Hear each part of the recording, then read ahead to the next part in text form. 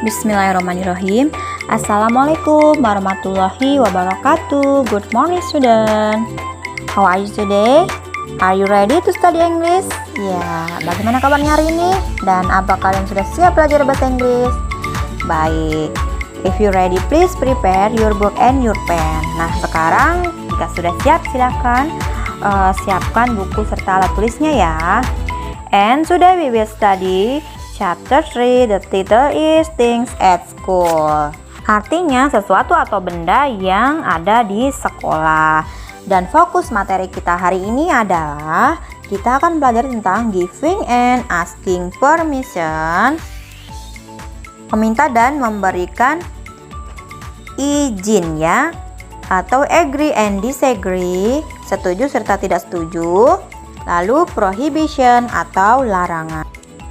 Seperti apa sih Miss contoh benda yang ada di sekolah? Iya, kalian bisa buka di halaman 51 and 52. Di situ adalah benda-benda yang biasanya ada di lingkungan atau ruangan kelas sekolah ya. For example, contohnya book, buku atau flag, bendera ya, dan banyak lagi yang lainnya. Nah, silakan kalian hafalkan sambil ya. Nanti kalau disuruh praktek sama Miss Penny kalian sudah bisa. Baik, sekarang kita akan masuk ke giving and asking permission atau memberikan serta meminta izin. Baik, kalian bisa perhatikan di halaman 55. Di situ ada collecting information atau kumpulan dari informasi ya, atau rumus-rumus yang bisa kalian jadikan panduan dalam membuat kalimat asking and giving permission.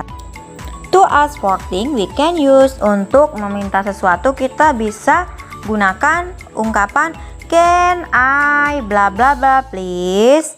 Itu digunakan untuk misalnya teman atau orang yang sudah kita kenal.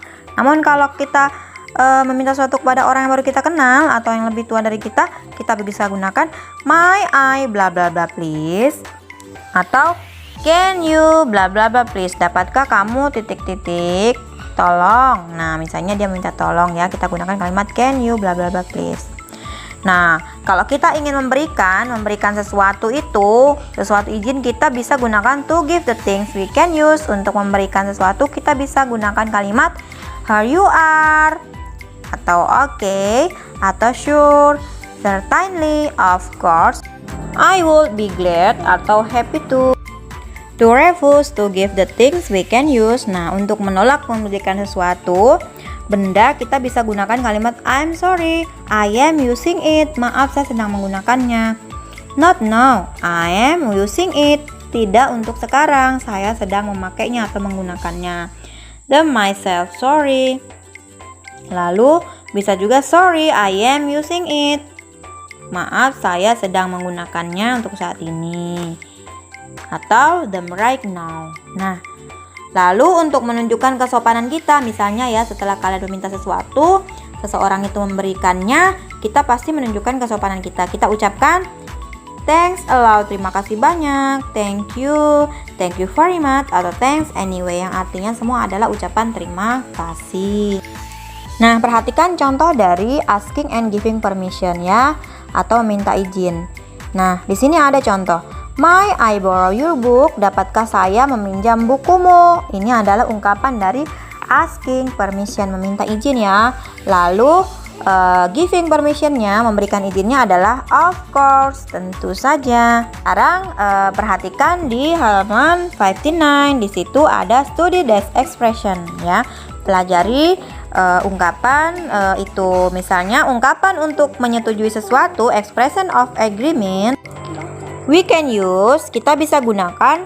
Nah, misalnya kita menyetujui sesuatu, kita bisa gunakan I agree, saya setuju.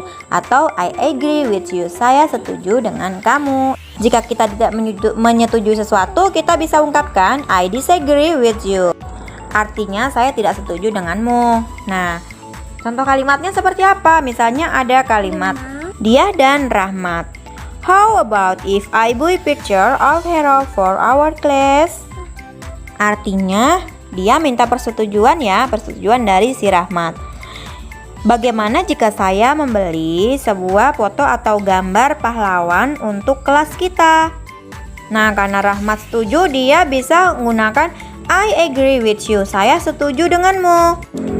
Itu ungkapan agreement ya. Bagaimana Miss jika ungkapan disagreement atau tidak setuju? Ya, perhatikan contoh yang ada. Misalnya Melanie dan Selfie. I forgot to do my homework. I disagree with you. You should study. Maksudnya Miss? Ya, Melanie berkata, saya lupa mengerjakan pekerjaan rumahku. Lalu Selfie menjawab ketidaksetujuannya atau disagreementnya.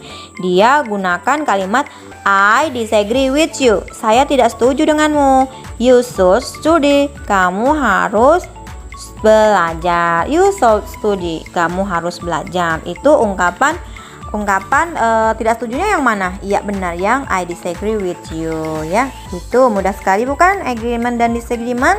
Iya. Lalu selanjutnya adalah prohibition. Apa itu prohibition, Miss? Prohibition itu sebuah larangan ya. Misalnya ada perintah open the door, maka larangannya kita gunakan don't ya. Don't itu adalah identik dengan prohibition atau larangan. Jadi untuk membedakannya, jika perintah itu misalnya open the door, jika larangan kita tambah dengan ungkapan don't. Jadi don't open the door ya. Oke? Ya, seperti itu tadi pembelajaran bahasa Inggris hari ini. Semoga kalian paham ya. Silakan ulangi lagi kembali agar kalian lebih memahami pembelajaran kita pada pagi hari ini. See you next week. Don't forget to submit your test and on time. Oke? Jangan lupa untuk selalu mengerjakan tugas-tugasnya dengan tepat waktu. See you next week and goodbye. Wassalamualaikum warahmatullahi wabarakatuh. Good morning.